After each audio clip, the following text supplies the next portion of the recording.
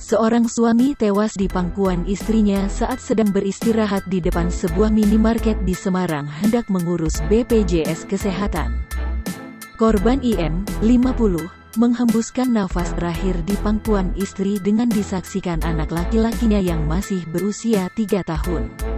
IM yang tercatat sebagai warga Wonotinggal, Candisari ditemukan meninggal di depan minimarket Jalan Kiai Saleh, Randusari, Semarang Selatan, Jumat tanggal 23 Juli tahun 2021 sekira pukul 9.30 waktu Indonesia Barat. Selepas tim medis datang beserta jajaran relawan lalu memeriksa kondisi korban, ternyata hasil swab antigen positif COVID-19. Tak ayal proses evakuasi dan penanganan lanjutan menerapkan protokol kesehatan ketat. Menurut istri korban, Widayah, ketika kejadian baru saja dari Dinas Kesehatan Kota Semarang yang tak jauh dari lokasi kejadian. Dia beserta korban hendak mengurus data ulang kartu BPJS Kesehatan.